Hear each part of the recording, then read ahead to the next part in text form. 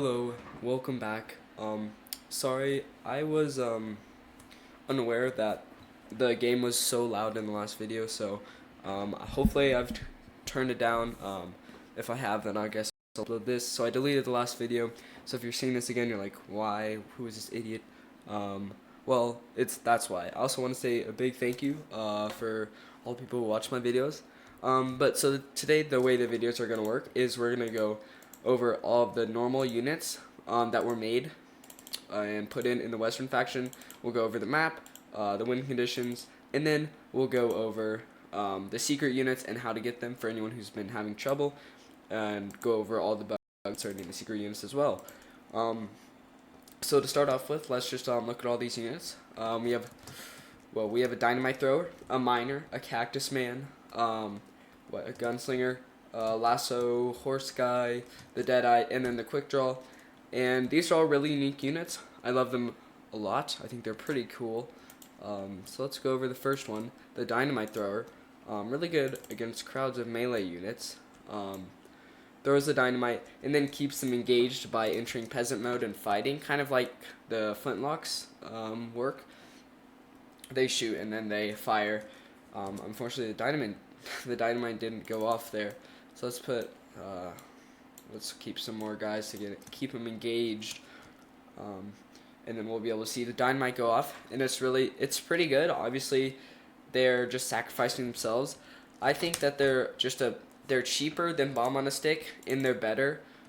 If you actually put bomb on a stick and the dynamite thrower together, the bomb on a stick usually wins. Just because he can, yeah. Okay, so blue victory. Just because he has the extra range and we have to wait for him. But I still think that for like normal campaign stuff, dynamite thrower is way better than this guy. So on to the next unit is the miner. A nice AoE damage from this guy. However, his reload is so long, especially for a melee unit, 5 seconds. That's almost double the Harvester's reload. Obviously, they're cheaper than the Harvester. I don't really like them too much. They'll probably just attack once or twice but then they'll probably die just because their reload is so long. So, put them in the front, watch them do a little bit of damage, and then just resign yourself. Know that they will die. Cactuses, so good. They're incredible. They can tank bullets like a champ. They're like a blunderbuss basically. They have the same armor as the blunderbuss and a hay baler. They can take ballista bolts. As long as it hits their armor, they can take all sorts of projectiles. So they're really good. And then they do quite a bit of damage too. Considering like the blunderbuss does a decent amount of damage as well. The hay baler does not. I'd say probably out of these ultra armored guys, blunderbuss is still probably the best, but cactus is a nice change, you know. Next we have the gunslinger. Deals well with large crowds of crappy units. He's pretty good. He's kind of like the scarecrow unit. He has a really long cooldown, but if you get him there, he's going to do a lot of damage. So Scarecrow is more a single target. This guy is multi-target. And he's just a little bit more than half the price of the Scarecrow. So, really good.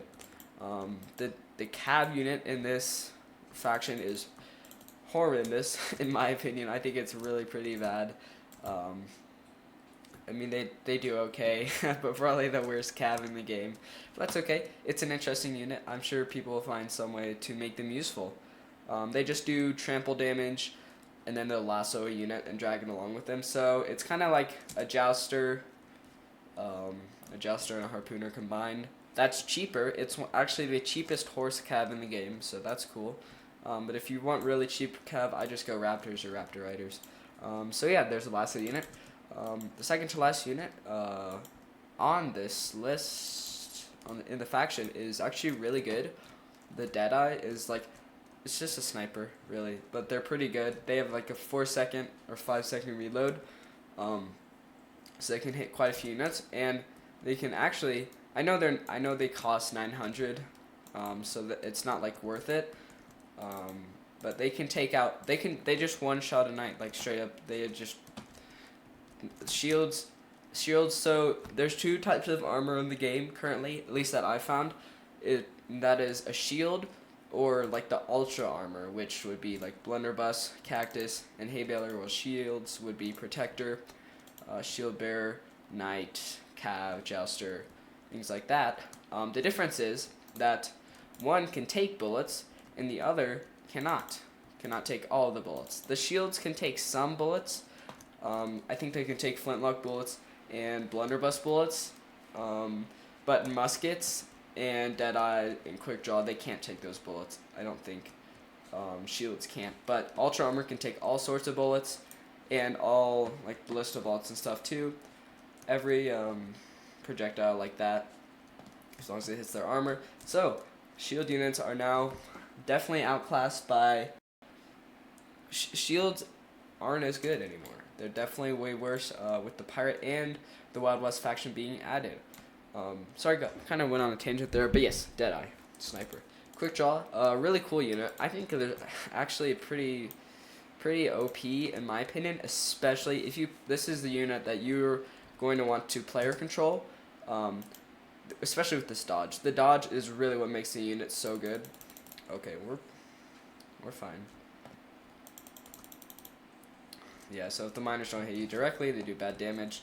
But you can see he easily slaughtered those. He doesn't have the best range, but he's just so good. I mean, he's an incredible unit. Someone on the subreddit just like killed a Reaper, and he has like insane auto aim. So all you have to do is really press the button, and you win. Basically, yeah. So 2 volleys on the Reaper and he's dead. So yeah, Quick Draw probably. He's so good, especially for his price. He's not. I wouldn't call him like a boss unit. Technically, he's the boss unit of the faction. He's not really a boss. He's actually pretty weak. But there's that. So now, go into the map. We can just go in free fly mode here. I really like the map. I like the small additions, like this like canyon thing, the road going up. Obviously, the buildings are really cool. Especially like this. I think this is a church. There's just it feels like wide. It feels like different, not just flat and boring, which is cool. It has some levels. Next is the wind conditions. I'm not gonna show the timer one, simply because unless I go slow mo, it breaks. It crashes the game for some reason. The timer just like floats off the screen. It's kind of weird. And then if I let it float off for long enough, it crashes. The way you can fix this is just slow-mo it. It should return back to normal for a little bit.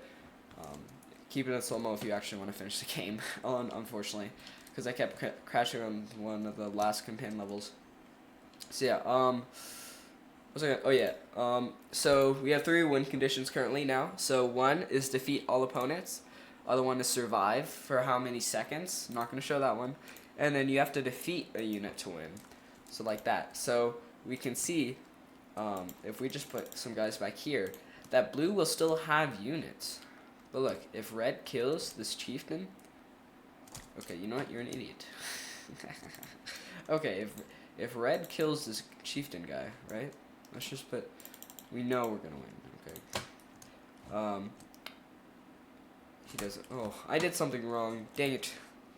Oh, I didn't add it. See, you have to add it, and I always forget about that. So, if we add that red must defeat this chieftain guy, we click add, we go back, turn off defeat all opponents. If he defeats the chieftain at all, then he wins. Even with other guys on the map, you see these guys, they're still perfectly healthy and fine. But since that guy's dead, they lose. So you can create some pretty interesting scenarios with this. So it's really pretty fun. What happens if there's no win condition?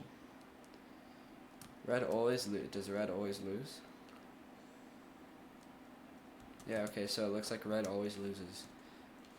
That's interesting. Actually, I think it defaults to defeat the team. Anyways, those are the win conditions. The other part of the update that I think people were less excited about, but, you know, it's okay. I like it. Alright, so if you don't want the secret units to be spoiled for you, then I would recommend clicking away. So we're now going to explore the secret units, where they are, and if they're good or not. So, first is the chain ball guy. This prisoner unit was in this wagon here. I've gotten all the secret units, so they're not going to be there.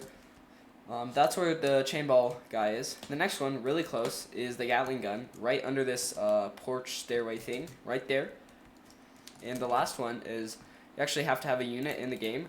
So just put like a healer here, and then add it can be any ranged unit. I don't know about melee units, but I know it can be a ranged unit. Just take control of it, shoot the back wall of this bank, and don't hit the cactus like an idiot. There we go. It should blow up. Now you can see that there's this, I don't know why this is here, because I already got the unit, but, so the bank vault will be here, but you see it's not going to be able to glow. It's not going to glow at all. Nothing's going to happen. So actually, you have to hit escape, go to map select, and then select the map again. The hole will still be there, unlike if you go to the main menu.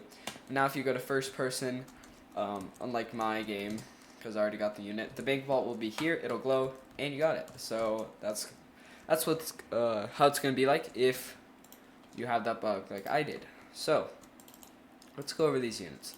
Ball and chain, it's basically a stoner, except it's a melee unit, so it throws itself at the enemy along with the rock ball, whatever, and does pretty good damage. But then it, they're decently tanky, and also the balls can act as shields, just like for the stoners. If we can actually show that here, I doubt it. Okay, yeah. Oh, actually, we showed it a lot. Look, the chain too. So the chain and the ball actually act as really good shields. No one was harmed here. That's really good. So actually, a decent shield unit if you want to put it as like a supporting shield behind your real shield bearers. The next is bank robbers. They're like the longship, except they don't have those extra units. But as you can see, it still has a really wide range of attack. Sometimes these guys will fight, but most of the time, both of them die. So usually you'll just get one or none to fight for you after they throw the bank vault. But it's still very good. It's cheaper than the longship, only $8.50. So you may want to use that if you don't feel like using the Viking faction, or the Viking faction you're not able to use. So there's that. And the last secret unit is a Gatling gun. Probably the worst one for its price here. I'll just show it how it is by itself. It's gonna have cheerleaders. It can fire very fast, but it just doesn't. It takes a long time to spin up, and honestly, I think you'd be better with 2 ballista or 2 catapults. It can't hit if you're not on the same level as it. It's not gonna be able to hit you. There's no arcing of the shot, straight line. So it does decent damage, but it has a horrible inaccuracy rate. I don't think it's all that good, especially for the $2,000 price tag, but that's okay.